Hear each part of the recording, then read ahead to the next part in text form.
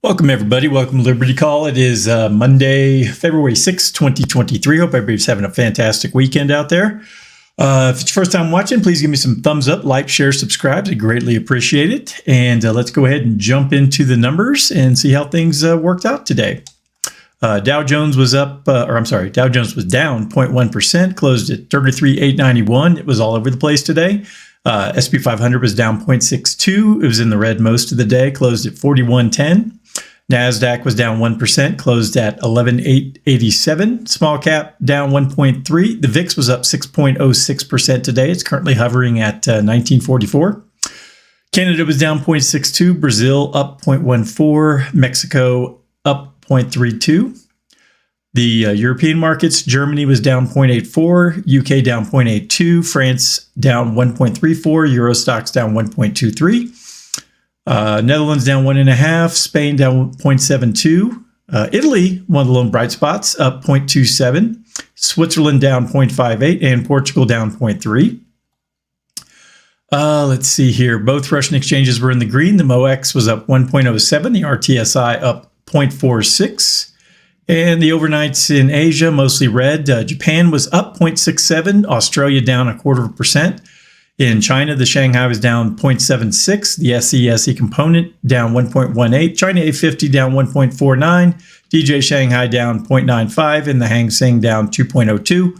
Taiwan weighted came in down 1.34%. So most of the major markets were in the red for trading day February 6th. So all righty, well, let's go ahead and jump into this week's weekly economic update and see what it had to say.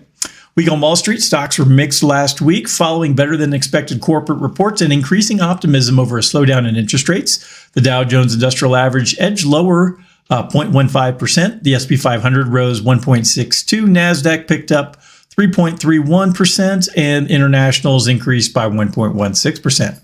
Rally continues. Strong earnings reports and encouraging inflation data lifted stocks ahead of the FOMC's decision on Wednesday to hike interest rates by 25 basis points. Markets rallied following the announcement, relieved that the increase was in line with expectations and buoyed by post-meeting comments, which led Fed Chair Jerome Powell to acknowledge the disinflationary forces in place. Fresh earnings reports fueled further gains with positive earnings surprises from several big-name technology companies that benefited from the larger universe of NASDAQ-listed high-growth companies. Disappointing earnings from three mega-cap tech companies and a strong employment report triggered a Friday pullback, pairing the week's gains. Another rate hike. The Federal Reserve raised its interest rates by 0.25%, signaling to the financial markets that it would likely hike rates by another 25 basis points at its next meeting in late March. Fed officials said the slowdown in rate hikes might provide time to assess the impact of the accumulated rate hikes. The Fed retained language in its post-meeting statement that future rate hike plans were unchanged to discourage investors' hopes of an imminent pause in the rate hike cycle. In his post-meeting press conference, Fed Chair Powell reiterated the Fed's commitment not to declare victory on inflation prematurely, but acknowledged that a disinflationary trend was underway. Just a little bit of economic data coming out this week. Thursday, we have jobless claims and Friday, consumer sentiment. And companies reporting earnings this week. Tuesday, we have Fortinet and Chipotle. Wednesday, we have CVS, Prudential, and Walt Disney. Thursday, we have AbbVie, PayPal, PepsiCo, Kellogg's, Expedia, and O'Reilly Automotive. All right, so that's all the news for the weekly update.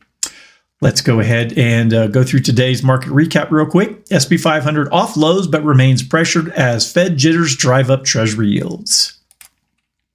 All right, the S&P 500 moved off its lows on Monday due to a resurgence in bond yields as investors continue to price in the prospect of a more aggressive Federal Reserve after last week's red-hot jobs report. The 10-year yield rose above 3.6%, hitting a one-month high due to renewed investor fears about a more aggressive Fed following the hot jobs report. With the Labor Department expected to remain tight, Janney Montgomery Scott believes the Fed will be forced to stay aggressive, potentially pushing Treasury yields even higher. Tech stocks such as Google and Apple fell due to rising yields, while Dell Technologies announced plans to cut staff by 5% due to slowing PC sales, causing its shares to fall nearly 3%. Activision Blizzard also fell due to opposition to its $69 billion deal by Microsoft. Consumer discretionary was a relative outperformer, driven by a 2% jump in Tesla, as some believe the company's price cuts are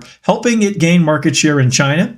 Newmont Gold slumped 6% after it reportedly tabled a $16.9 billion bid to acquire Newcrest Mining in an all-stock deal. All right, so that's all the news for today's trading day. And I do have one other article I want to go through. It comes from our friends at First Trust, from Brian Westbury, their chief economist. It's titled, "The Game is Not Over." All right, let me bring up my notes here. Let's see here. The recent jobs report, which showed 517,000 job growth and 71,000 additional revision for prior months in January 2023, came as a shock to many, as the prediction of job growth was non-existent in the second quarter of 22. The difficulty in forecasting the economy is due to the unprecedented COVID policies, such as lockdown, massive borrowing, and money printing, which have never been tried before. The M2 measure of money has contracted in the last 12 months for the first time in more than 60 years, after a rapid growth of over 40% in the two previous years. The federal funds rate, even with the Federal Reserve's sharp rate hikes, is still below inflation. According to Westbury, using M2 growth, the economy should be slowing, but the jobs data showed a surprising upside. This has led Westbury to question if employers really know what they're doing, or if it's a delayed reaction to issues with hiring and after the pandemic. He suggests that the boom in non-farm payrolls may not be the signal worth following, as the economy is still absorbing the money printed during the pandemic. Inflation has not been eradicated. The Fed is unlikely to loosen policy anytime soon, and earnings are likely to fall as the stimulus wears off. Westbury is less bullish on the conventional wisdom, as they believe that the economy is far from the final whistle of the game, and the unprecedented actions will bring unexpected results in this year, 2023. All right. Well, that's everything I wanted to cover today. If anyone needs anything from me, please go to dsafinancialgroup.com. All my contact information is there. Hope everyone has a fantastic evening, and I'll talk to you next time. Adios.